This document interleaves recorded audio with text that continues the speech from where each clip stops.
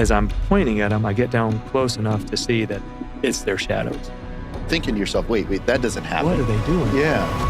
I went right to 9Gs. I bottomed out at about 300 feet.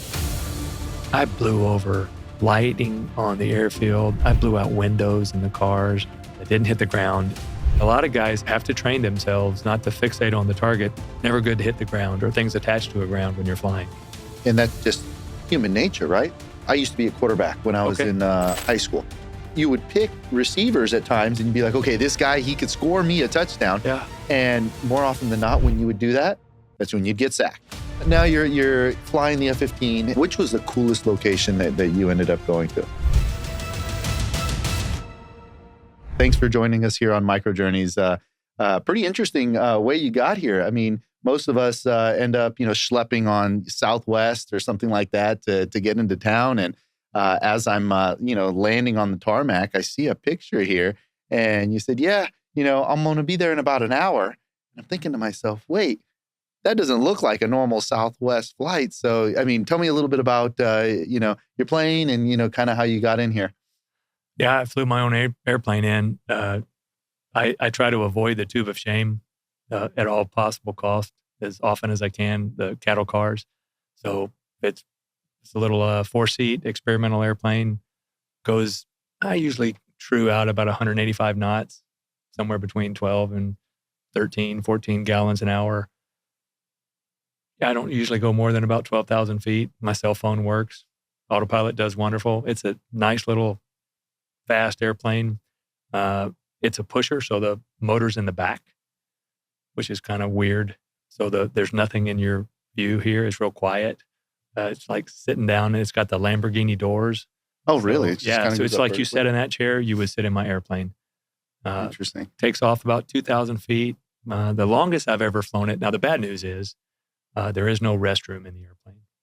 So you are holding it, or you're using a little, GoDaddy. So come prepared before you take off. Yeah, you're not, if I reach cruising altitude and I go, okay, the captain's turned off the, no smoking, fasten seatbelt signs, I'm going to hand you a bag of almonds and a water and go, hey, be careful because we're not landing till we get there. So, do you ever fly other people in your plane? Okay. Yeah. It's got 4 seats, so I can take 3 other people. Okay. Plenty of room for golf clubs. And so I live in Tucson, so I can get to, I got here in just under 2 hours. Talked to Tucson Tower when I took off, and then basically don't talk to anybody until I land, which is awesome. By the way, the picture I sent you, we were texting while I was flying. Oh, so there's no airplane mode required. No. Interesting. So the only thing is if I go through, low population areas, sometimes the cell phone coverage drops, but I've taken calls before. Just take one AirPod out and put another one in, and I can actually talk on it. I pull the power back a little bit. Yeah. So you must be a low enough altitude to be able to. I usually don't go any higher than about 12,000. It can go up to 18. I think buddies of mine have taken theirs as high as 23. The highest I've ever had, this one is 18,000. I don't need to go that high over weather or whatnot else. So I've flown it from LA to Dallas direct, and that was 5 hours. So, and I still had 25 gallons left of 80 gallons. Now I definitely had to urinate when I landed. But it's awesome. It's just, so from here to, from Tucson to Vegas is 2 hours. It's wind dependent, right? Today was terrible winds. It was like 35 knots, so almost 40 plus miles an hour on the nose. And it still was right at 2 hours. What do you mean by experimental? So taking a step back. Yeah, so there's different classes of airplanes, like a Cessna or a Cirrus or a Beech, that type of airplane. Those are certified airplanes. So they're built, and they have a lot of federal administration, aviation administration regulations on what is standard structural certification pieces and overbuilt and safety prerequisites built in. That's why they cost quite a bit. So an experimental airplane, the experimental aircraft aviation owners, you can build your own airplane and it comes out with specs and you turn them in and go, this is good, but you basically can build it and fly it yourself. Now, I did not build this one. 2 NASA engineers built this one back in 2005. And then the guy that I bought it from, I had flown with when I was at Lawrence Livermore, and just an awesome airplane, smooth as butter. And I was just flying with anybody who had an airplane at Livermore when I was on my visiting scientist professional job at Lawrence Livermore, not flying jets anymore. And I like this airplane a lot. And he had just had it rebuilt. So basically, you can get a kit and then you put it all together yourself. Like RV 6, 8, 10, 12, those are experimental airplanes. Wait, so you just go online and just find, hey, I want to build, put it together in your garage. Here's my specs. Yep. Here's my specs. I want to build out a plane that goes, 600 miles, something like that. And then there you go. Most people, the approved solution for most folks in Livermore is probably at the time, it was the number 3 most populated experimental aircraft build airport in America. They got a bunch of lab guys and software guys and, guys that are real handy. Most of the time you can buy a kit and it just comes as a kit and then you put it together, buy your own motor, buy your own avionics, put your own wires in it, put it together in accordance with the specs, do it all. If you broke it, you fix it, buy another part, put it in.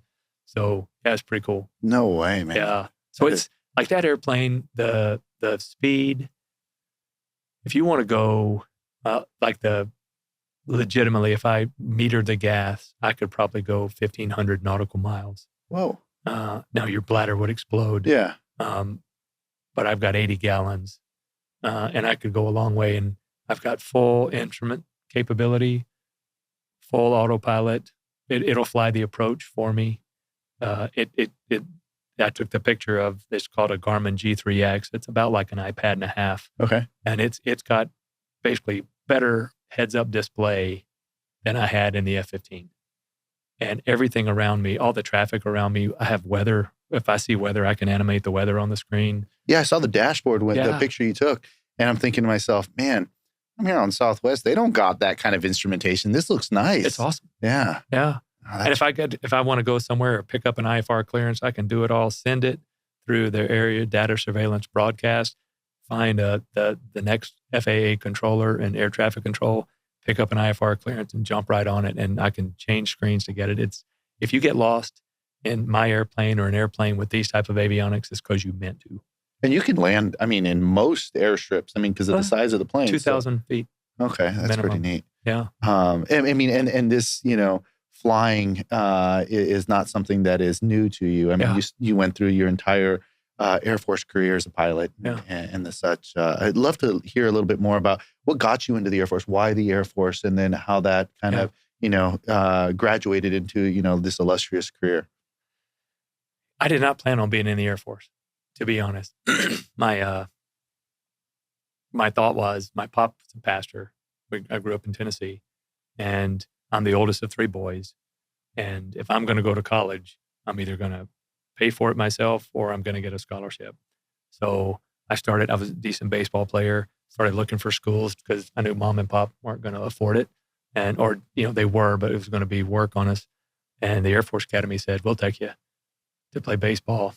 I said, okay. So I legit thought I was going to be a chaplain. Interesting. Yeah. So I watched my pop preach and I went, okay, I've got that. I like that. And I like the mission of being a preacher and doing that work.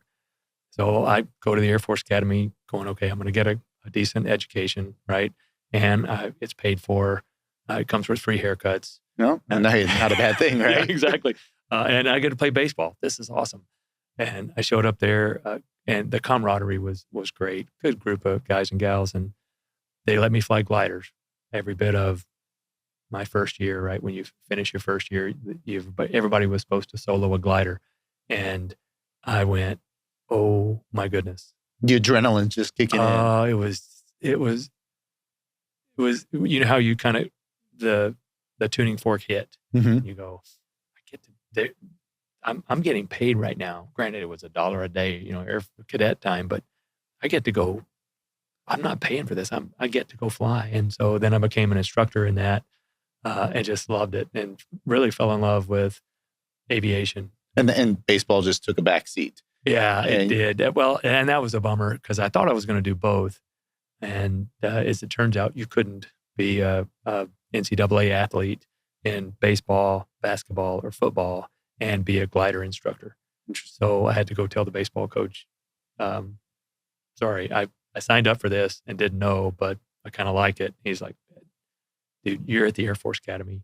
I hate it because I'm losing a first baseman, but quite frankly, you're never going to play beyond college. Yeah. So you probably chose. Well, at least he gave some reality to the situation. Yeah. Well, the reality was I could hit, I could throw, I could catch, but I was so slow, you could see tomorrow coming. Oh, yeah. Yeah. Your first baseman is not normally your speedster. And I certainly set that example. And then I boxed. So I got the chance to be a boxer too. Oh, there you go. Yeah. So hey, you were in good shape. I mean, it's not, you can't just put on boxing gloves and pick it up overnight. Well, they got the Air Force Academy still has a great boxing team. While I was there, we won the national championship. Okay. Each time. And I won the Wing Open and was All-American and second in the nation. Helps that I was left-handed and my arms are, longer than the average elephant. So yeah, it was great. I had a blast there. Do they have as many weight classes as they do in the professionals? Yeah, I mean, it's just like the Olympics. Okay. Interesting. That was a blast. Oh man, that's really cool. You learn a lot about yourself when you are 1.5 to 3 feet away from another human in front of thousands of people and everybody is screaming at the top of their lungs for you to kill each other. Didn't Mike Tyson have a quote saying, everyone is tough until they get hit in the face? No, he says, everybody's got it. If you do the Mike Tyson quote, right? Everybody got a plan until somebody hit them in the mouth. 100%. Yeah. It's, and you realize really quick that, just two of you guys in there and that's, it's a very different scenario, right? You learn a lot about yourself under pressure. Absolutely. And that's the same way with, for me, all aviation that way, but especially single seat, air to air in my case, you learn a lot about yourself there. So that's how I got to the Air Force Academy and I had a blast. And after that, graduated, went to pilot training and went into the F-15C. So it was awesome. So for those that don't follow, the different variations of the F-15, the F-15C is single, right? Yep. Single seat. Okay. And the other variations will have, a pilot, co-pilot kind of, setup, right? Yeah, it's a pilot and a weapons systems operator. Okay. So the mission like this, so the single seat part was built, the F-15 initially was built on not a pound for air to ground. We had learned enough from the history of air-to-air fighting and aviation and, combat aviation that we had to have air superiority. And that's an easier thing to say than it is to do. So they made that airplane strictly dedicated for, we want you to be the first in, the last out, clear the airspace of everything 50 feet and up so that all the other airplanes coming back in behind can be specific about where they target, what they counter, the SAMs, surface to air missiles that come off the ground. But we want you and this airplane to clear the air. No other airplanes out there should ever shoot down another American airplane. So that was the only mission. And it was interesting. I was reading something last night, actually, about the capabilities of the F-35. Oh. And there was an F-15 pilot that said, yes, coupling the F-15 with the F-35, creates a level of dominance that the Air Force is looking for. So yes, you may have a next generation, plane that's out there, but the F-15, still creates that level of air superiority that, we need as a nation, right? Yeah. So the E model, now the new one is the EX. We've got a great airframe and structure that can carry a ton of weapons, go really fast, go really far, has nice avionics in it. So they put a guy in the back or person in the back, and they integrate all the systems and sensors and weapons and dynamic targeting that they have, while the guy in the front, they work together as a team. The guy in the front is designed to put the airplane where it needs to be, and the guy in the back is doing defensive management, offensive integration. It's got some air-to-air capability, but it's primarily really designed for precision weapons delivery on the ground. And it's a beast of an airplane, and they're putting some neat stuff in it. Now you can see it from a pretty good ways away. It doesn't have the same low radar cross-section that the F-22, F-35 does. But, okay, great. So you see me. That means I get to jam you. That means I'm here. It's obvious. I think we spent a lot of attention on the be really small and invisible. Like, I don't know anybody's ever looked at extra radar cross section. Interesting. I'd like us to make an airplane that's got the speed of an F-15EX, but it looks like 3 B-52s duct taped together. Oh, that would be neat. And then any weapons that come in are going to try to fuse on that RCS, the radar cross section. And where are you in this, right? So we've always looked at how small can I get? Do I look like that hummingbird? Do I look like the side of that hummingbird's beak? I go, hey, why don't we make one that looks like the Empire State Building that flies? Yeah. I mean, this huge cloud that's floating in there. And if you do it right, you do it off center. So that way, they don't just lock in. Exactly. And it just kind of floats all over the place. So you're in there, microelectronics. 100%. What's the key? Are we agile with our sensors and our suites and what we want to do with them? So it's, we look at everybody, it loves to hold on to something like an F-15, which was 105 to nothing. We've never lost one in air-to-air combat. And they focus on the airframe, or they focus on the skill set to fly it, or they focus on something else versus the dynamic position it needed to fill in time. We're coming into a dynamic, and this is where I'm living right now. After growing into that world, great. I had eye-hand coordination. I can fly. I've got good eyes, and work with other folks well, and really love the camaraderie of flying. You had to dig down into what's missing. We put a radar on it, and we need to update it. Well, it's got all kind of sensors that are integrated, and software that's integrated, and power structures that are integrated, and each individual box or LRU on the airplane has to work together or has a failure on it. So as you dig down into the subsystems or the sensor suite or how it's designed to work or communicate in or off the airplane, you start to find out that it's very software defined. And now it's got some entangled hardware that you're going to need to replace, just like anything. But we're in the age right now of software-defined warfare. Mm-hmm. And so the faster we are at moving data, at calculating data, and at processing in small size, weight, and power structures, the better we are. So welcome to microelectronics. 100%. I need the capacity to do that. And the neat part is I can take some older hardware that I use and maybe breathe new life in it and do things with it we never thought we could do. Well, if you look at the acquisition timelines, right? If you can keep the hardware the same and just refresh it from a software perspective, I mean, right before a mission is set, as long as it qualifies and it doesn't throw off, the pilot's way of, operating the aircraft, now you have an ability to enhance your mission or just create it for a specific type of application. Whether you're in Thailand, you're in Brazil, it doesn't matter. Yeah. Now you can just, in an instant, create a model that is in going to help you in that specific environment. So you're now flying this F-15, right? And it's a number of interesting questions. The first one is I think you have one of the coolest call signs I've heard, Shadow, right? Yeah. What's the story behind that? Well, we usually get call signs for something stupid we did, and mine is no different. I was a young guy, and I got mission ready. I was in Idaho, a beautiful place, by the way. Idaho is absolutely gorgeous. It's cold, but most people didn't want to go there because it's way out there. Yeah, it's some of the best flying, some of the best outdoors. So anyway, I got mission ready, and then the very first flight I took after my check ride to become a mission ready guy was over the pond hop into Egypt. So you're going to get named for usually something dumb you have done in your training at that squadron or something dumb you do before you have your naming. Yeah. So I'm like, I am in a target-rich environment. I am depriving a village of an idiot. I am nowhere close to the skill set of the guys that I'm with and the rest of the squadron. So I make it into Egypt without doing anything severely stupid. And then on the very first sortie, it was an exercise. We still have them. They're called Bright Stars. And basically we go over and we train with Egypt and show them it's good training for us.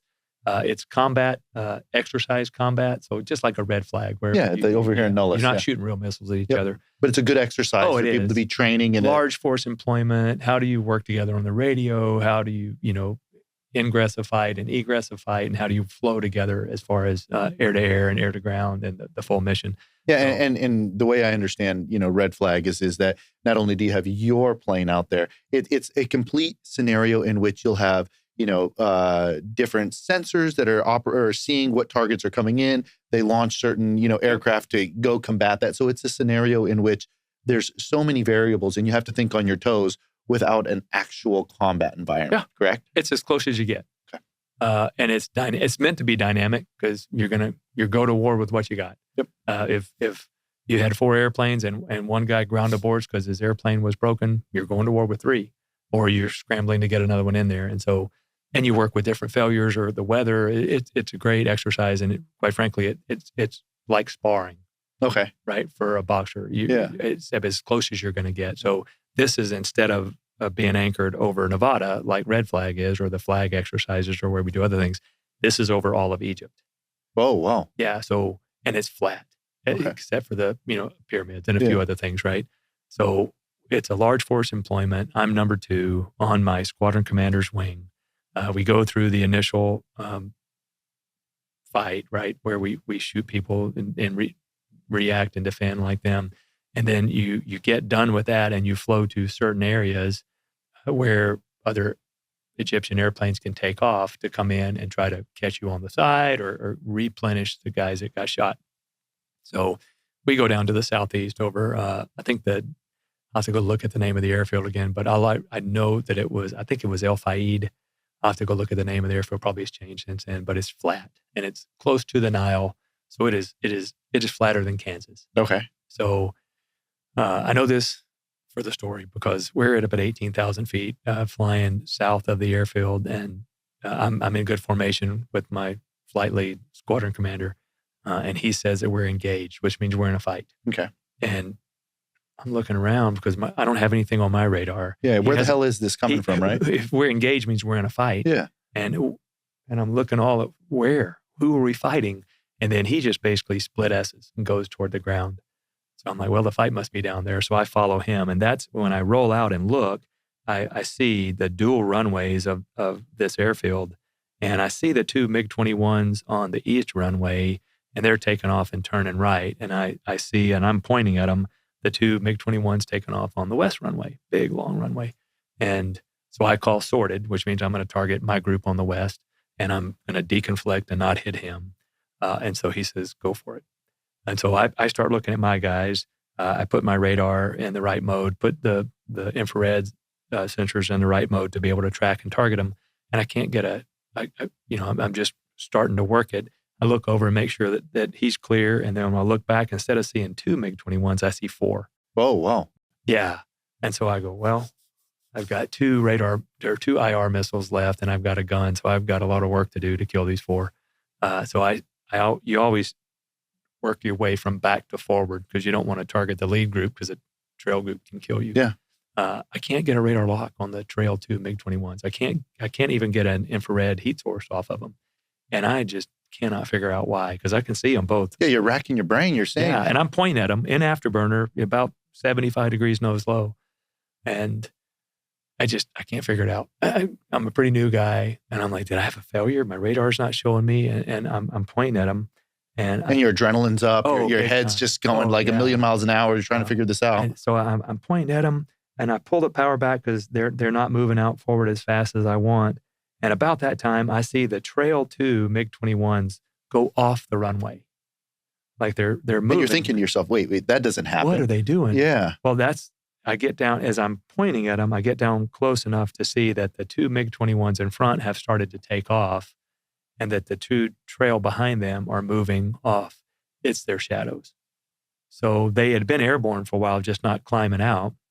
So it had made 2 shadows about the perfect distance behind them, like 2 formations taken off. And so as they climbed up, these 2 shadows moved and followed. And that's when I realized, oh, that's why they're not real airplanes. Oh, man. And that's what I went, yeah. And then I realized that's the ground.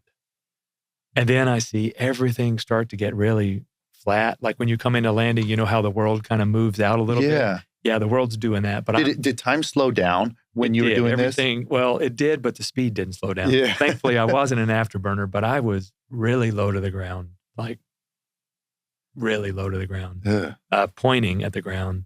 So and I'm going really fast. So I went right to 9 Gs. I'm surprised to this day I didn't over G because I just pulled. And I went right to 9 Gs. I bottomed out at about 300 feet. Whoa. I flew. These two MiG-21s were slowly climbing out, and I basically went right underneath them. I blew over lighting on the airfield. I blew out windows in the cars. I don't think I was supersonic, but I was definitely faster than I wanted to be. How did your body react to that? I mean, you're used to it. But when you pull Gs, your body goes into. But I mean, 9 Gs is quite a bit, right? I mean, yeah, but by then you're usually trained to it. Okay, it's like a baseball player is nowadays. We're used to seeing 90, 95 mile an hour fastball. So you go, got it. Yeah, boxer gets hit in the nose. He's used to it. Okay, yeah. So when you start to pull Gs, your whole body just goes into auto mode. The G strain happens, the muscles tense, you go into the normal mode to be with the airplane when you're flying it. So I fly right underneath him, and I realized I didn't hit the ground, and now I'm pointing back up, and I realized I didn't kill them. I still got to get these MiG-21s. So I basically go right back behind them, and I just basically finish this, end up about 1.5 miles behind these MiG-21s because they turn out and go left. So I end up right behind them, shoot them both. One of the other MiG-21s split, and so I have another turning fight with a MiG-21. So when I come back in, you call out the code for your jet if it needs maintenance, and how many missiles, because we were working the whole part of it, all of the missile reloads and everything else for maintenance and the logistics, like we were really in combat. And then you call out the number of kills you have because we're tracking, how many airplanes they have left. And so I called 9 when we only got 8 missiles. And this is my first sortie, really, after being mission ready. And so everybody gathers together. We got probably a room about this size, and you got a film of back then we just had a film of our radar tape and our HUD, heads-up display. And so everybody just grabs my tape, the weapons officer did. And I was like, hey, I want to explain something. Like, shut up. We just want to see it. So they get to that point, and they're like, what are you doing? I said, well, I'm targeting the MiG-21s. And your two hands together is about the size of the screen we were looking on. So it's a little small screen. So everybody's crowded around there trying to see what's going on. And they say, hey, there's 4 of them. And I'm like, yep. And then they're like, what are you doing? I said, I'm trying to target the trail 2. And they go, okay, that's good. And I'm pointing at them. And then a couple of guys go, because you can see, they're all focused on the shadows and not where the airplane is close to the ground, pointing at the ground. And then they realized, oh, dude, you're about to hit the ground. I'm like, yeah, I see that in about another 2 frames. At 300 feet from the ground? Well, I started pulling before 3,000 feet, but I was going really fast. Yeah. So anyway, shadow came out of that. That's which is a lot better than fireball or jumped out of a jet over Egypt or there's a spectrum of things they could have came out with. It was God's mercy. Man, it's what a wild story. I mean, but it's a logical thing you're doing here, right? Like you're locked in on what you're trying to target. Yeah. And then all of a sudden it does something that defies physics. It just starts moving in a pattern. You're like, wait a second, planes don't fly that way. Yeah. Oh man, now this is a scenario where I better figure this out or die. This is going to be a short one. I mean, so. But target fixation, I was air to air, but a lot of guys have to train themselves not to fixate on the target because it's never good to hit the ground or things attached to a ground when you're flying. Yeah. Oh, well, and that's just human nature, right? Like, I used to be a quarterback when I was in high school, and you would pick receivers at times and be like, okay, this guy, he could score me a touchdown. Yeah. And more often than not, when you would do that, that's when you'd get sacked. That's when you'd get intercepted. That's when you would have problems. But when you would, kind of go with the flow of the scenario, then it usually led to you just going into your basic instincts of how you trained, how you, got prepared for that scenario. And it sounds like there's no difference here.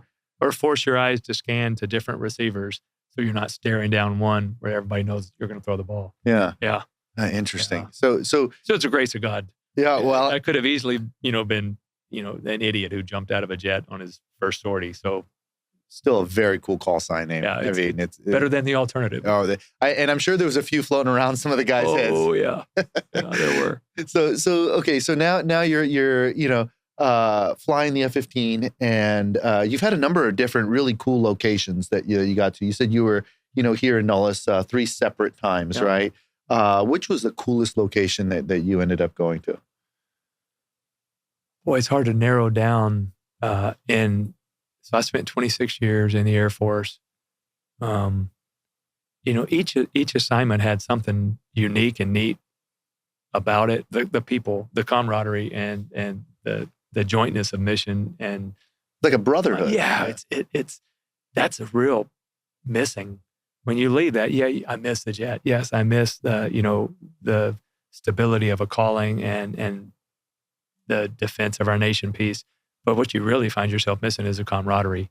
People that think like you or working with you on different things.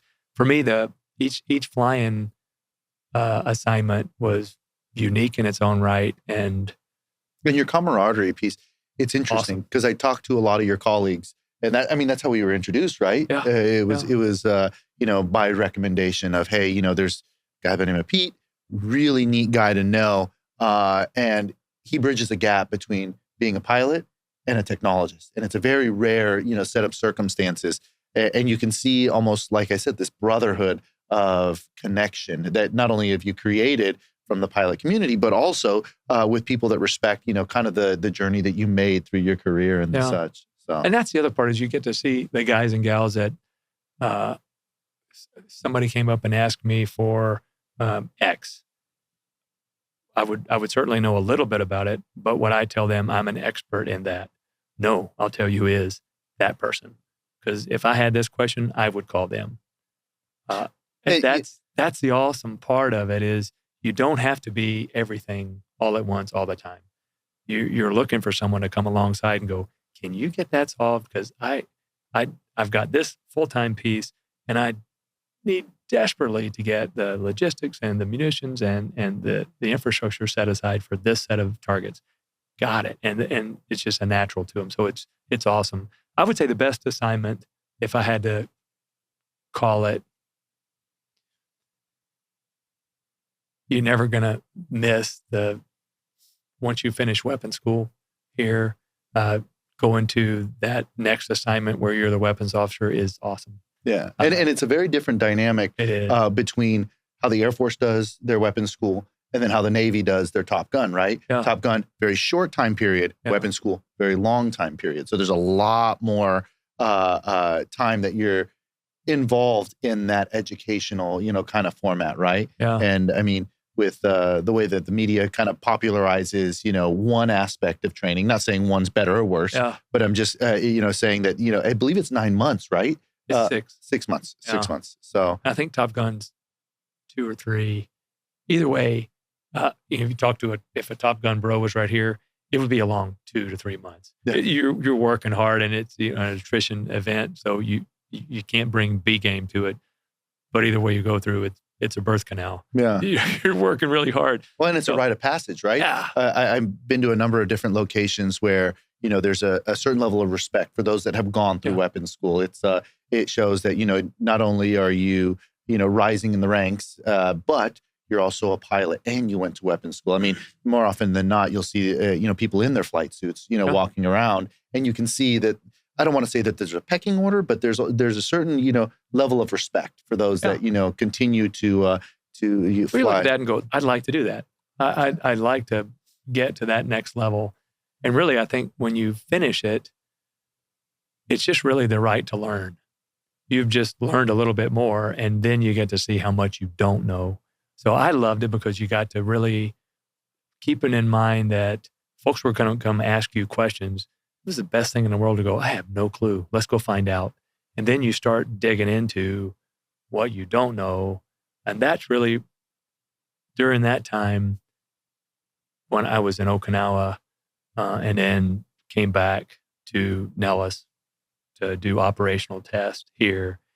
The neatest part of that was you could dig into something that you didn't know and get to why it was made that way with all of the inadequacies of how it was made. But it was the best they could do at the time. And now as technology goes on, you go, how can we put this in? And how can I fit it in? And then you run through the administration of what does it take to change an ongoing program of record or a bigger thing. But you look at the technology and you see, hey, I've got this great 20-year-old car. And I see the other one that's coming out now with seat heaters and massagers. And is there a way we can get this in this without tearing it apart? So you start studying the difference in not just flying it, not just employing it, not just teaching somebody else in the squadron or somewhere else how you're going to go to war, but really looking at the technology you can lean into that can make it better or go into the next one. And this is where, you have a very interesting set of perspectives where you have not only the operator aspect, but the integrator aspect. And that bridge is typically never, crossed. You have a lot of people that, stay in the science and technology community and talk about how we have to support the warfighter. I mean, I've been in just meetings 2 weeks ago, and there was a number of technologists that were in there, and they were describing, it was actually some folks at the Air Force Nukes Weapons Center. Okay. And they were saying, hey, you know what? It would be really good if we could understand a little bit more of the warfighter's perspective on what they need for a specific mission. And the challenge here is that very rarely does that bridge get gapped or that gap, get crossed. When the warfighter is planning sets of missions, right? What will end up happening is they'll say, look, we know what the threat is. We know how the adversary is kind of gearing things up. Let's go ahead and strategically plan some of these things. Let's war game them out, right? So there's, move, counter move, and they're able to kind of have a number of scenarios to get people thinking about it. Is it the exact scenario? No. But it gets you thinking about it. And it allows people to say, okay, now we kind of have some understanding of the threat space. Mm-hmm. Bridging that gap between the integrator and operator on the technology side needs to happen a lot more. And people that have, use cases like yourself, where you're saying, if we had a radar system that would be able to show, a larger aspect of what they could sense versus, something that's really, really, really tight, is an absolute, showing that exactly what it's like to be on the warfighter side. Now, it's interesting because we haven't really touched on your technology, portion of your career. And you mentioned the stuff that you did at Lawrence Livermore a little bit. It'd be interesting to talk a little bit about that. So tell me about your time there and kind of how what you did at the Air Force helped to influence what you were doing over there. Sure. When you dig down in to why did we make it this way and how does it work, then it's going to have some technical aspects. What's a fast Fourier transform? How do I take this waveform and turn it into a target? And how do I make sure I track that target in spite of everything it's trying to do? Jamming, moving, I'm moving too. So you have to translate that down into some of the technology. Does it mean I have to make that technology? No, but I know how to use it, or I know the limitations of it. And then you go, well, what is next? What can we make that faster? Can we make it more robust? Can I do it in a size that's smaller so I can distribute it across the airplane differently? If you take an inquisitive viewpoint of what is the limit on that? Why can't we do this? And you're learning versus, poking somebody in the chest on, I want you to do this. You end up getting a chance to talk to somebody and see what their problems are. And they dream in numbers and math, and we speak in English, and they see physics formulas. Equations. Yes, and that's their love language. It's awesome. They're going to stare at their shoes, and they'll stare at yours if they're extroverted, right? So this is one of those fun things when I was working with a couple of advanced science type guys, either physicists at a lab or other places, research labs, and talking to them and really just listening to what they were doing and understanding the basics of how they were putting it together. And one of the leads of the lab said, "What are you doing in here with a nerd herd?" I was like, these guys are awesome. And so when you get to stand as a knuckle dragger, right, the guy that actually did the moving and fighting and whatnot else, but then you get to walk to the middle, and the nerd herders don't laugh at you like they should, because I couldn't rub 2 IQ points together and get 3, but you're actually learning from them. That part of it, being a translator between what they were doing, the struggles they have, the equipment that's needed, the desire to get next piece, and walk as a translator between the nerd herd and the knuckle draggers, because you're not an officially knuckle dragger anymore. You're going, oh, I've said that. I've thought this was poorly designed, when you did some amazing things just to get this to me. Well, and it helps tremendously. It is. It's because you go down a direction, especially in the science and technology community, where you believe you're solving a problem that's going to ultimately impact the warfighter, and getting real world feedback saying, well, no, this is good, guys, but this is what we actually experience. I mean, those kinds of use cases are phenomenal. I mean, it's so rare. I mean, it just doesn't happen often. I mean, because the government's so big and there's so many different problems. And the mission space for all of these different organizations is one that doesn't have the ability to cross a lot of these different types of things. So like, for example, when I was at DMEA, we would do a lot of things to help the warfighter. But the warfighter is a very general term. There's so many applications for so many different things.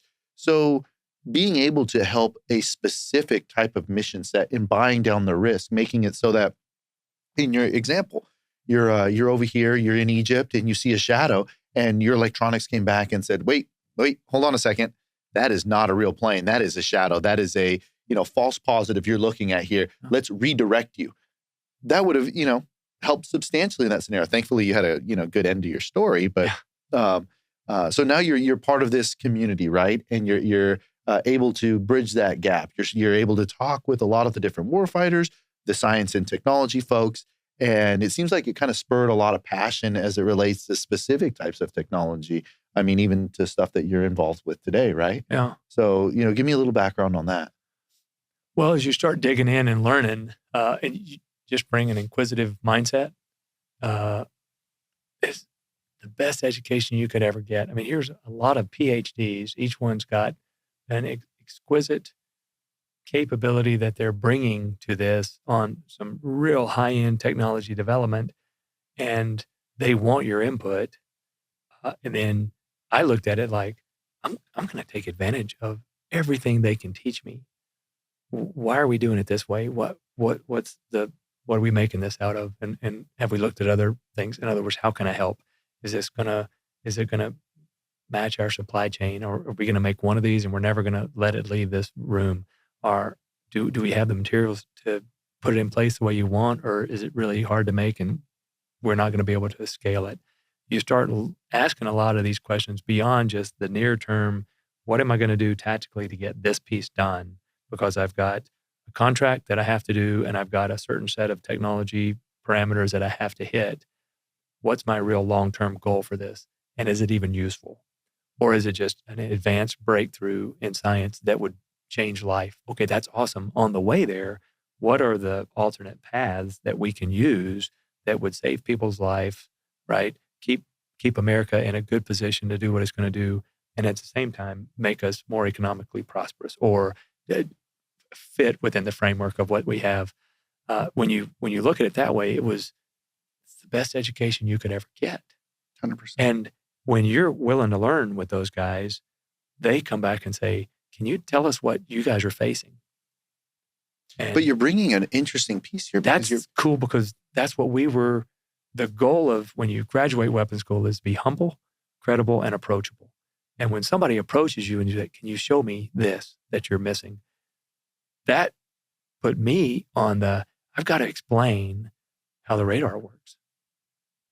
Down to the frequency, down to hopping, down to other modes that we needed to do, down to why we designed it. Like, why did we ask it for that? How does it work with the radar? So you had to be really credible in what you were talking about. So we had to go back in and dig and go, I forgot that I might have learned that. I needed to be able to turn it into English so I can not show somebody a paper and go read this and get back to me. But you had to walk them through it. And at the same time, they were teaching you, we don't do it that way anymore. We've got this now. You're like, holy cow. I just thought those were boxes on the periodic table of element, and you're putting them together, driving something new that we can use. Teach me this. Where is it going? And it was, I took so many notes. It's like I was going through multiple master's programs at one time with guys that were willing to teach because they were passionate about it. And they're world experts. Yeah. You're at a laboratory where you have the best of the best in their specific sciences. Yeah. And it's, but you're also giving something back, right? We're talking about integrator operator quite a bit, but the other aspect is that you're actually giving them an endpoint to shoot for, because more often than not, researchers or scientists will do the science just for the sake of doing their science. They're passionate about that kind of stuff. And that's what, like you said, it drives them, gets them up in the morning, makes them excited about, what they're doing, because, they're committing their life and their work to futuring what they're passionate about. But now you put in front of them like, okay, your work here could actually save lives. Yeah. Your work here will increase national security. Your work here is a way for us to buy down risk against the adversary. So it's a humongous, partnership that is extremely rare, right? So which portion of the lab were you involved with while you were there, Lawrence Livermore? All of them. Okay. For the most part. I had finished the command here where I was the bad guy, which was awesome. Yeah. That was another wonderful time because you go from being really good at our tactics and techniques and procedures and what we were going to do to go to war. And now you've got to study the adversary and become him, execute like him, even some dumb things, because you're going to make the mistakes that you've seen them make so that our guys can practice. You were the sparring partner. Got it. You weren't the guy going into the Olympics. You were the guy getting the Olympian ready for it. Okay. So you had to dial up your fight for what they needed to see. And so you had to really know what the adversary is doing. So prior to the lab, that was the opportunity where we have a lot of things in classified environments that we get from adversaries, just like they get from us. Mm-hmm. Not a shock. We study them and see what they're doing. We study their equipment.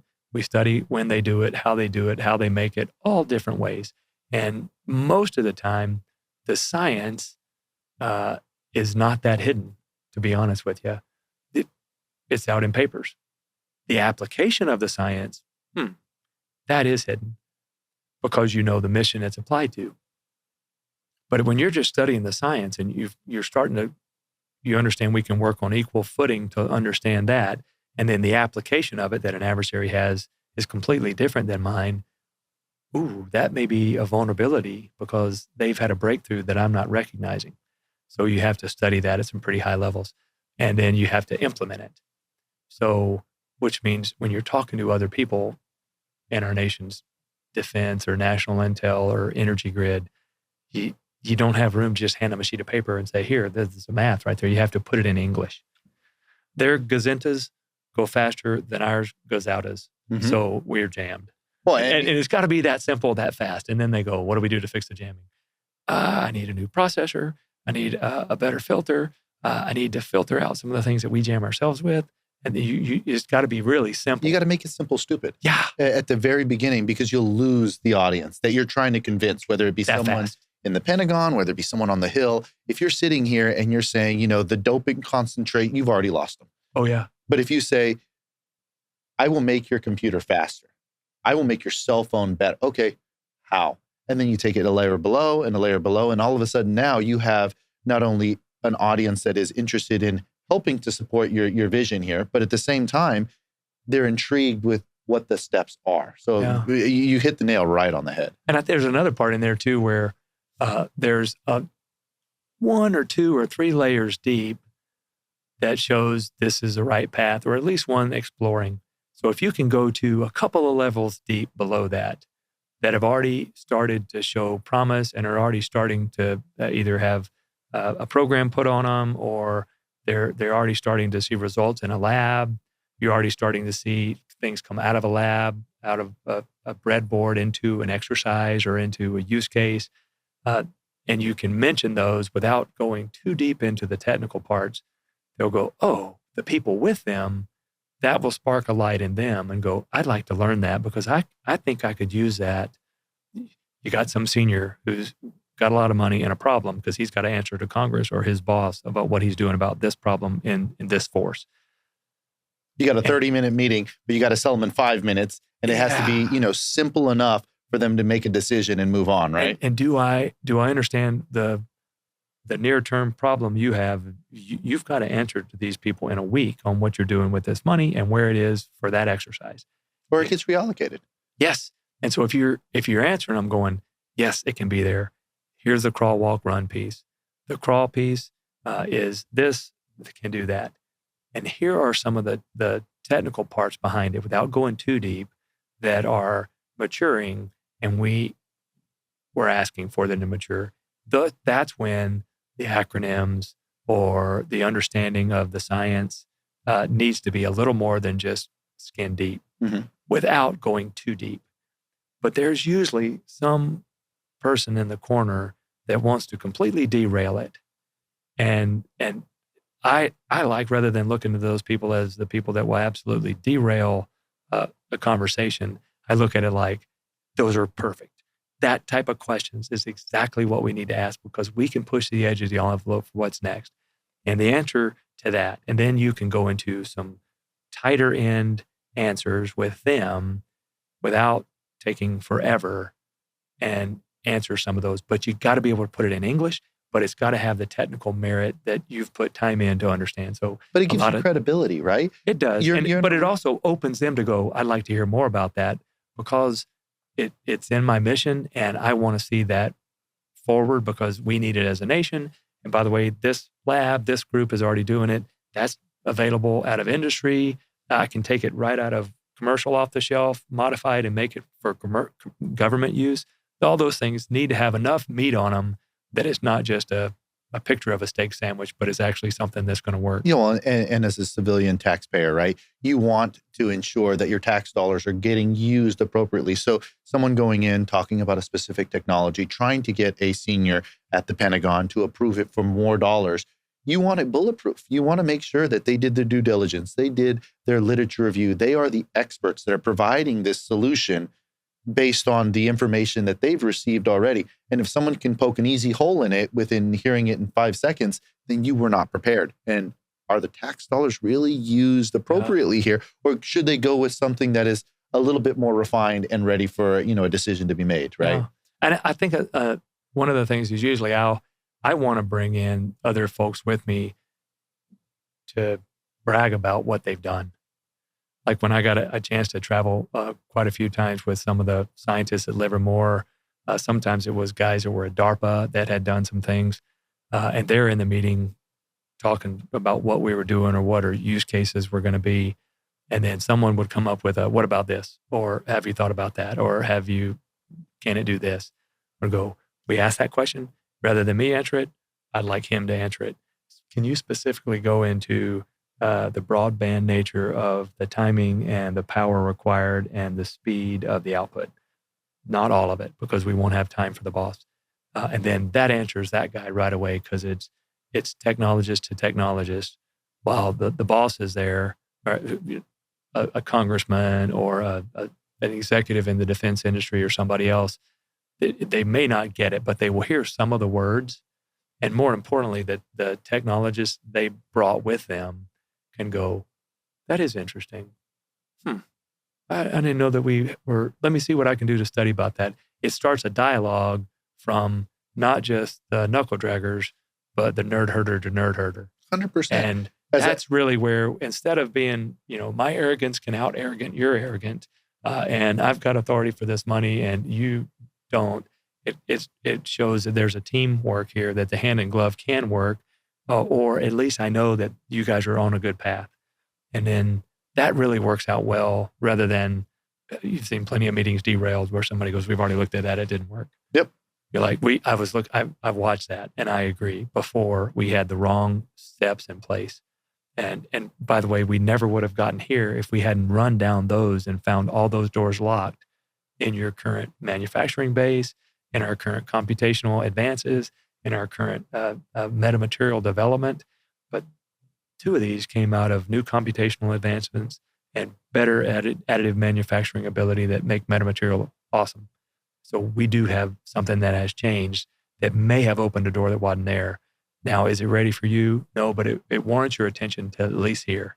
Now people go, oh, I can be smarter at the end of this. Absolutely. And that kind of brings people in rather than, shove their nose in the ground because they weren't on the leading edge of technology. Well, you mentioned something here that's interesting, which is, the computing power, quantum computing, right? It's a big passion of yours right now. You're heavily involved in this. How do you see, the stuff that you're doing today in that space, revolutionizing a lot of the military aspects? It's amazing. And so for the past little over 3 years, I've been in Q-Secure, a Silicon Valley company, bringing post-quantum encryption to existing IT infrastructures.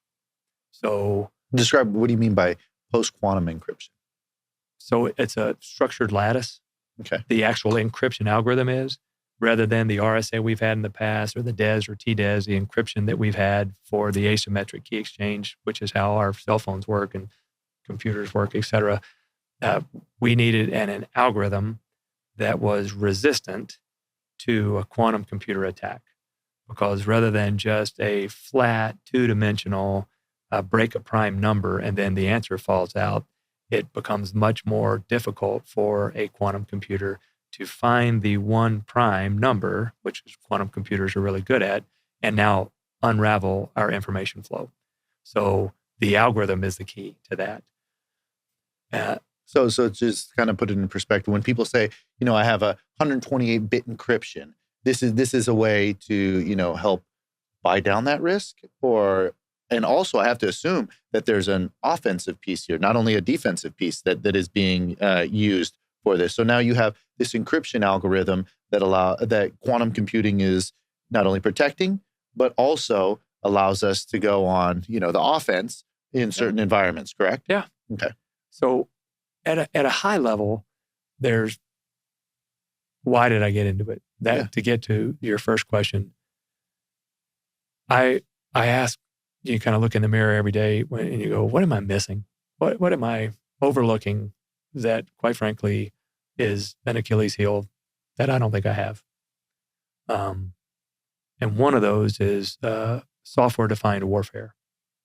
So much of our world right now is really anchored on software and the processes to allow that software to be in place.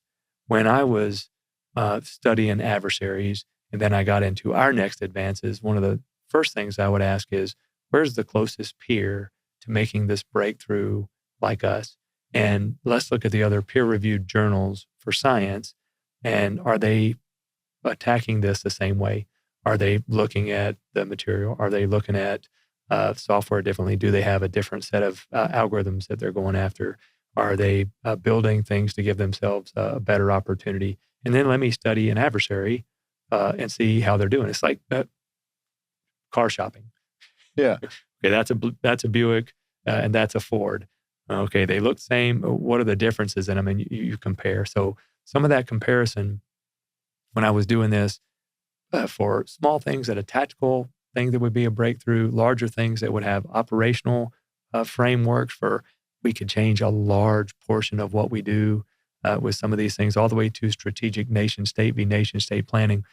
One of the things that popped out to me, just looking at near-peer competitors, is where are they and how much money are they spending and what kind of breakthroughs are they having and what have they announced? And then what are they doing that they haven't announced that shows what they're really up to? When you look at that, in that case, when you say you're looking at what they haven't developed, I'm assuming you're looking at more of like the published papers that are coming out of universities and stuff like that. IEEE. Following the trends that are coming out in that space. Okay. Yep. And the hard part of that is, well, you download some of those published research papers and you can absolutely lose the will to live. They're dense. Halfway through the first page. Yeah. So you got to dig into those. And that's part of the learning environment too. Going, whoa, I never knew that was tied to this and this is what they're doing it for. So, and there's breadcrumbs. There's breadcrumbs all across over the place. Technology breadcrumbs, investment breadcrumbs, nation state breadcrumbs. And then all of a sudden you start seeing this picture evolve and you're saying, okay, the Chinese are investing a lot of money in this space. There must be a reason why. Wait, where are the connections here? And I'm assuming from your perspective, you're like, okay, let me put my warfighter hat on. How could this affect me if I was, flying an F-15? Holy, you know what? This is bad. Okay, how far along are they? Wow, this is advanced, X amount. I need to track this a little bit closer because this could impact, the next Pete Ford that is going to be, behind a plane. My kids. 100%. Yeah. So that's one of those ones where you can get so wrapped into the details of, okay, did they have a breakthrough because they can tie more qubits together now with learning with errors so they get closer to a fault-tolerant quantum computer. And a lot of those things are very physics-heavy, material breakthrough-heavy that takes a lot of study. And you can miss the forest for that leaf. And then backing it back out and going, let's put it in context of time. Let me put it in the context of what we could do with it, not just on the defense side, but economically or for the good of the world. And you start to get a bigger picture. But it takes a lot of granular study, and then you got to force yourself to look away. Otherwise, you'll hit the ground looking at those two MiG-21s.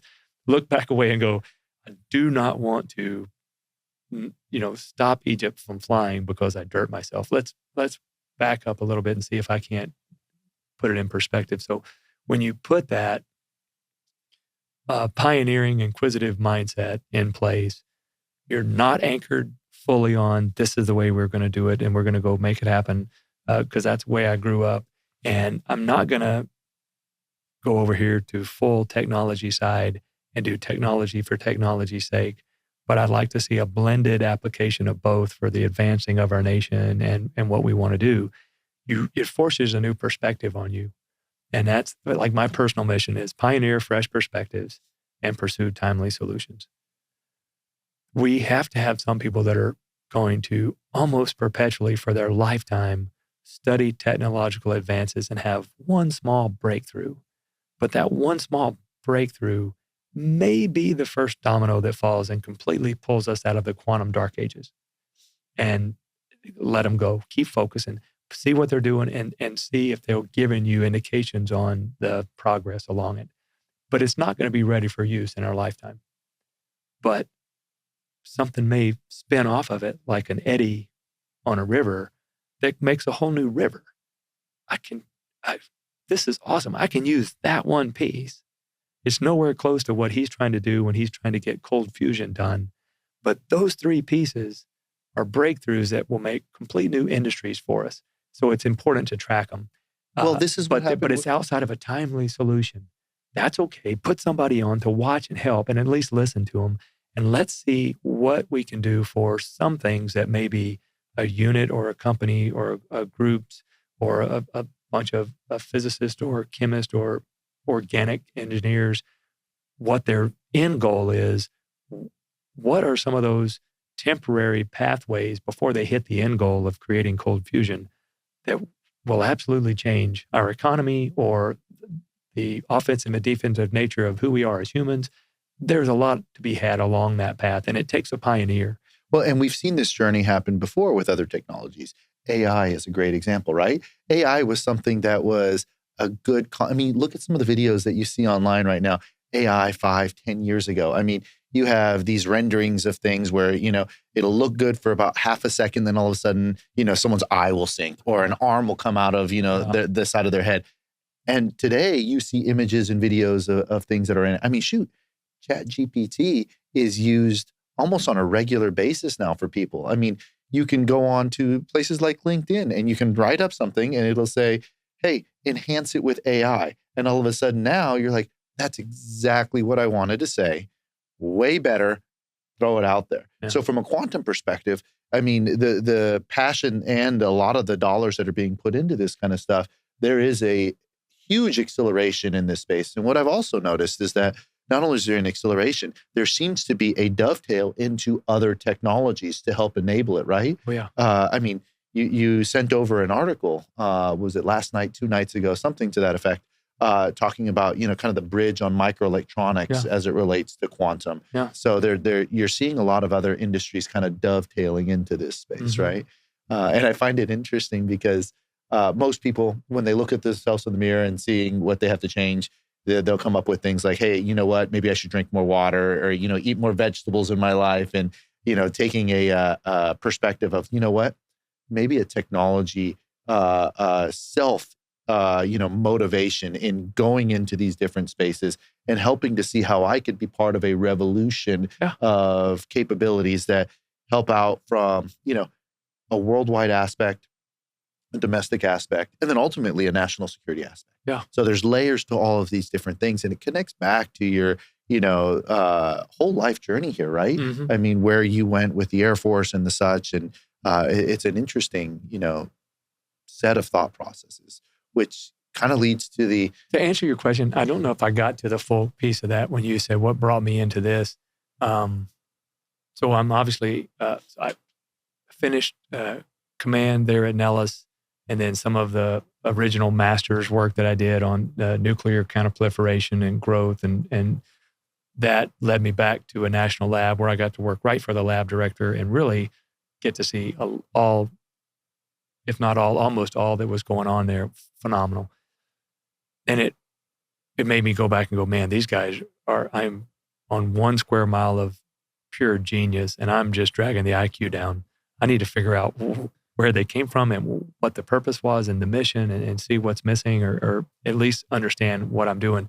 And so it frames back to basically 1900 when we officially fell over. Maybe that's a good chalk line snap. It's probably before that, some quiet place, but you can almost admit about 1900, we officially opened the door and said, guess what? Modern physics is on. Classical physics is not dead, but it's better defined under modern physics. And we don't fully understand everything we're getting into in this modern physics parameter. Yeah, I remember I had a teacher in college saying, you know what, under modern physics, there's going to be a scenario where you throw your clothes in the dryer and it'll come out all folded. I mean, it's one of the millions of perspectives that could happen here. So, but anyways, go ahead. So here we are, 125 years into modern physics. So what was one of the first things that we would look back over a history of time and go, bam, that was official. Okay, nuclear capability, being able to break up the nucleus and see how much power it is that comes out of that is significant. That came out of modern physics. And it changed the dynamic of a war. I mean, well, it changed the dynamic of the world. Yeah. Right. But look at all the other things that came out of that since then that we focus on the weapon it was, but look at the other pieces that came out of that when we start looking at the particles, subparticles, and their interactions, and energy states and gravity, time. We weren't measuring time. Space exploration. I mean, all of it, right? All of those things were eddies that fell out of this and made their own rivers and streams. So when I looked at it, I went, what else is next? Obviously, we're still exploring that and kicking over this rock. And then obviously I'm exposed to a lot of sensitive information too. And I get to see an adversary's perspective of what they're pursuing. Well, when it ties back to the actual science, you go, oh, we're in the quantum dark ages. We are smack dab. I hope we're in the middle. We might just, quite frankly, be in the beginning of it. That breakthrough of what we do when we get down to the individual particle and the nature of what they do together and their interaction changes our perspective of time even more, changes a lot of things, and offers a ton of promise. It also has some things we need to be ready for that we're not ready for at all. Matter of fact, we're lazily just sitting back in our lazy boy, not recognizing we need to be on the treadmill running toward this. So that put in perspective some of the things that our economy is based on, my warfare is based on, our nation is based on, the industrial base is based on, and that to me was the quantum mechanics piece. it turned into, when you take it into the quantum side that I've been a man largely, I think, well enough respected that other people would agree. There's the quantum compute capability. There's a quantum sensing capability. And then there's the quantum communications side of the house. 3 big bands, aside from just the pure quantum physics that come along with which particles are the easiest to entangle, which ones fall out naturally, which ones require a lot of manipulation so I can study them. Then I went, okay, which one's going to matter? If my mission is pioneer that fresh perspective, this is the perspective. I rarely like to admit I'm in the dark ages. But quite frankly, our scientific method was born in the dark ages. Right in the middle of the dark ages is when our scientific method was born. And it lived and grew and took us out of that with all the other pieces and parts. War, it was a brutal time, but at the end of it, we were better and ready to stand on some firmer legs. So we're going to get some founding principles right now, even though we're in the quantum dark ages, that are going to carry us toward next iterations that will be helpful for humanity and make life easier. So I said, what can we do right now? If it's pioneering that fresh perspective of where we are, what's the timely solutions that I can use now that would help my kiddos and also help the companies I'm working with or our nation to keep freedom as an opportunity and get that for the rest of the world too. And I looked at it and said, quantum computing we're going to spend money on it. We're going to spend a focus on it, and we need to. And it's going to have fits and starts. And there's 5 different ways. And I'd be willing to bet you, remember I labeled those to you the other day, the photonic, the trapped ion, the semiconductors, quantum silicon dots, all the different ways of how we tie those quantum together so I can do compute with them. That is one area that manufacturability is growing in, and so is application. Got it. Quantum sensing, similar, because you need to work with the smallest particle we know, a quanta, and energize it to act as a sensor, but it's got a complete different application. Awesome.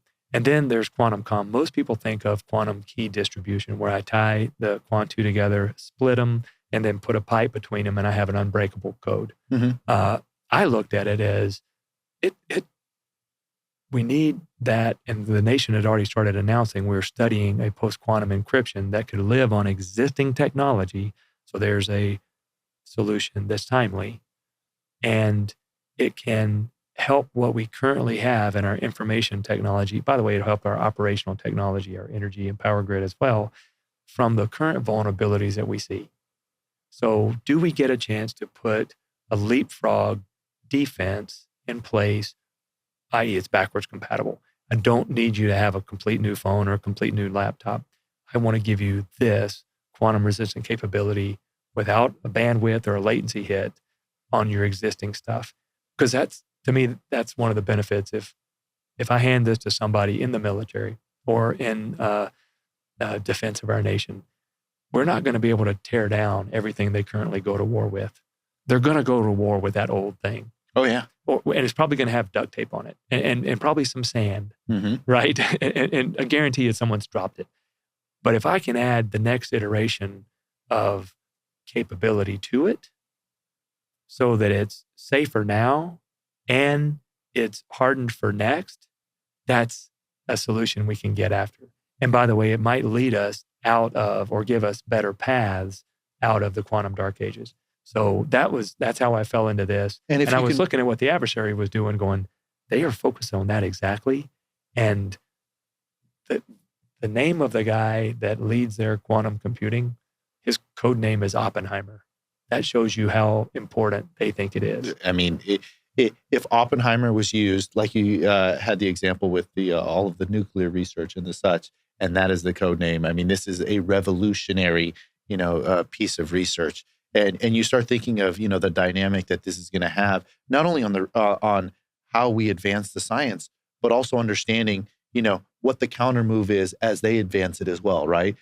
Just talking about the sensing piece, for example. I mean, I'm thinking of, all this, spectrum of applications that could be used here, everything from aircraft to submarines. There's so many different things. Yeah. And if you know that, okay, I could place this widget into this submarine, and that will help with our ability to, be more efficient while we're operating.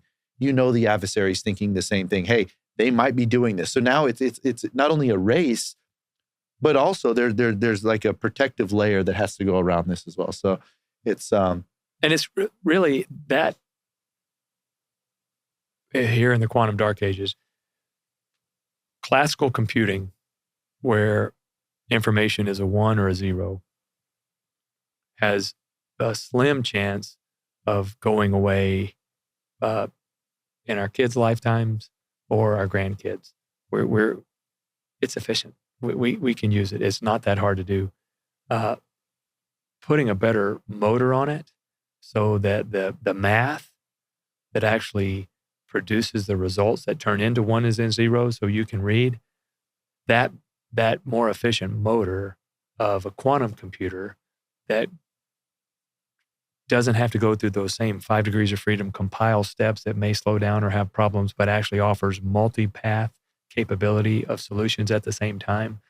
That's basically a better motor and a better turbo. So it's going to exist simultaneously with what we currently have. That's a neat thing to lean into because it's got legs, and you got a chance to go, if it's software defined, then we're going to have new software. I'm going to have new software that works in a quantum computing way instead of my classical computing way, and they're going to need to be hybrid. And you're going to reach this milestone where it, like you said, it's a way of life. It's part of the integration. It's just the adoption that's going to take a hell of a long time for, the world, the military to pick up and install in here. But similar to how if you ask a child today, show me with your hands how to take a picture. The way that, you and I would do it, we'd go like this, right? They would go like this. Yeah. So the same application applies with, the quantum capabilities. The hope is that when they adopt into, their world of giving back to, their portion of time as it relates to whether it be research, whether it be, being a warfighter, whatever it may be, that they will say, oh, I do blank with my quantum capability and out comes blank. And that just saved me thousands of computational years in half a second. Yep. So that's what the hope is. And so, kind of thinking now past the present and looking into the future, in that self-reflection piece, where do you see your legacy being as you, continue this next journey into your career? That's a great question. When you ask that out, I usually go, I don't think I deserve a legacy. I don't think I qualify as anywhere close to legacy, except for being, the husband to my much better 99% bride. Now, I think if I had a desire to try to leave a legacy, it would be a passionate pioneer, meet people where they are. Some of them may never want a pioneer, the good old-fashioned pioneer that we're used to, got on his horse, rode out for days, slept on his saddle until he found the spot that could be the next town. And he saw it differently and saw how it could be there. And then he wanted to bring people to that because they needed a place to live. They needed food, sustenance, and a new society could come up right there in that town. Same thing goes in the technology side of the house. Can we take where you are, stuck in a neighborhood where you're not going to grow, and get another spot for you? So part of it would be that, and recognize that some people don't want to ever leave where they are. So some people aren't ever going to go out exploring. They'll reluctantly get there eventually. But if we can put that vision in front of somebody in a timely way, we can really uncover some neat new things. So that would be one. The next one would be we're getting a chance to learn. And I've been given so many things I'm thinking about all the smart people, either the much better aviators and leaders that I got to hang out with and learn and take all this neat stuff and embody it for myself. And same with just way smart guys and gals that I get to learn from that were gentle enough to teach me. And I could ask dumb questions, but I could also ask leading questions and help. So I got really wicked smart guys on the leading edge of technology and really guys and gals leading our nation and flying. My goal would be to give that back and to be radically generous, right? Radically generous with my time, with my focus, with my attention, with funds when it gets a chance to do something, or advocacy for that as well. So that would be my goal is, a pioneering, radically generous guy that tried to help. Well, I appreciate your generosity on being here on the podcast. And Pete, this was great, man. Well, you're one of those wicked smart dudes I get to pull from. So I'm trying to give a little of it back because I've learned a ton from you too. Oh, I'm telling you, it's a good dynamic because the example you used on, hey, you pick up the phone to call the smart guy on a technology thing. Same thing happens. Hey, you know what? I was never a pilot. I was never in the, Air Force. I don't know these things, but I know someone that was. And I know if I ask him, he's going to give me that answer that's going to bridge the gap. So that way, as, someone that is knee deep in microelectronics related stuff, I can say, look, here's an application. Here's a way to look at this. If there's a problem from the technology space, here is an operator that can give you the perspective. So that way we don't go down this rabbit hole of research that will never end, right? But we can get a perspective and have an end goal. And those kinds of things are so valuable, not only to the work that is done in the science community, but I think as a nation. So, well, you mentioned it. There's a natural hand in glove fit between the advances we're seeing in microelectronics and the quantum computing side of the house. Those two go hand in glove.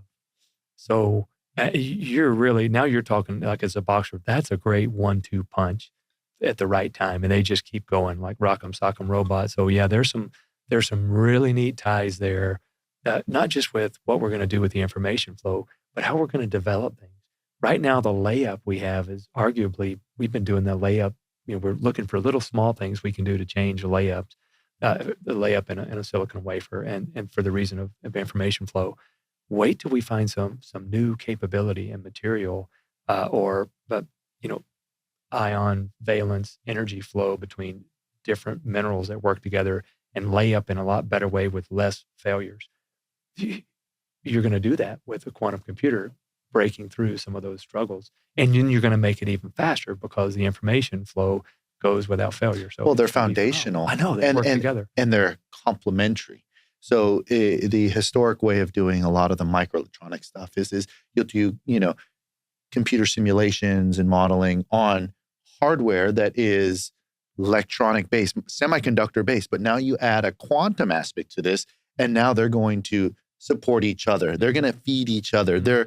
It's one of the rare technologies that has the ability to be foundational, just like microelectronics. And I think that the coupling of the two is going to take, the human race into places that it has never perceived before. I mean, as we continue making advancements in all different types of technology, I mean, just look at the James Webb, telescope, right?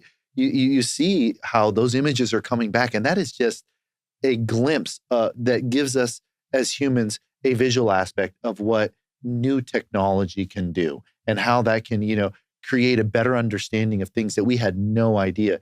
You couple quantum and microelectronics together 2 years, 5 years, 20 years from now, and what we understand in healthcare, in banking, in national security is going to, it's just going to change the way that the human race operates. Imagine being able to have someone do a whole scan of your body and say, look, in 10 years, we're seeing the early diagnosis of something that you may die from. But now with this quantum computer, we're able to go ahead and say, look, eat more vegetables and you'll be able to not have that. I mean, who knows where this will ultimately impact. You talked about it.